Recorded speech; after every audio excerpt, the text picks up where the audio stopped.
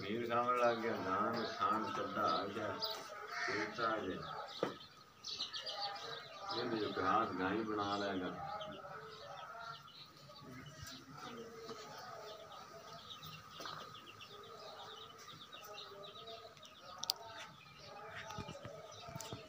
किरमा सुबह सुई तीसरा दूजा अच्छा दूजा सुई है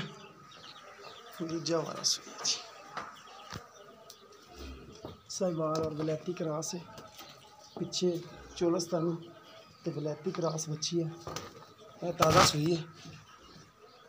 बच्ची जाबर बच्ची है सोहनी माशाल्लाह बच्ची है यह चोलस्तानी रंग है प्योर थले तोन भी है गां साहिवाल और वलैती क्रॉस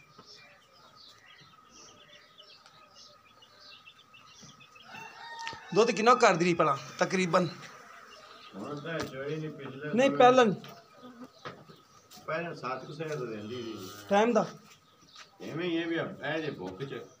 इत्थे कोई वंडा नहीं चलदा कोई कुछ नहीं चलदा समझा नहीं ठीक हो गया जी टाइम दा 7 किलो तकरीबन 14 किलो दूध देंदी रही है हां दो टाइम दा कोई वंडा नहीं कोई नहीं पट्ठियां ते चंगे पट्ठे ने तो घना दे देना हां जी जी धौले पट्ठे ने धौला दे देना ते पशु देंदा भाई वंडा खाल ये वो फिर ही दूध देंदियां ने जी जी गावां तो जिवें मर्जी दूध ले लो गावां कोल ता एवें ही ना गावां दूध लेंदियां देंदियां ने पाए गत्ते नाल हां जी जी ते इत्थे सवाए पट्ठियां तो बेचारियां कोल किन्ने दी डिमांड कर दो मोहब्बत प्यार वाली डिमांड है दी जनाब 230 कर दे पड़ा 230 विचों कोई कमी पेशी मोड़ को थना दी क्लियर है 2-4 दी हो जांदी तो सुई हाल चोई नहीं जेर पाती है सब कोई क्लियर हो गया ओ तो सच्ची तो जेरो मक्खियां बैठी तुसी पिछला सुआ पीता है जेड़ा थना दी क्लियर है ना सब ठीक हो गया जी लो जी दोस्तों 2,30,000 रुपये डिमांड है मुहब्बत प्यार कर लैन के भाई रे पिछे बच्ची है दूसरा वारा सुई है साहिवाल ते वलैती क्रॉस गां है चोलस्तानी ते वलैती क्रॉस बच्ची है 2 हो गई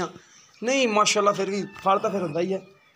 सोहनी माशाल्लाह थन चढ़ा चंगा लग्या और दुध देने वाली गां है मोट बार चलदा है देखो जी माशाल्लाह ओहो हवाना माशाल्लाह बड़ा प्यारा है और थन कमाल लग गया माशाल्लाह पूरा मुठ मुठ दा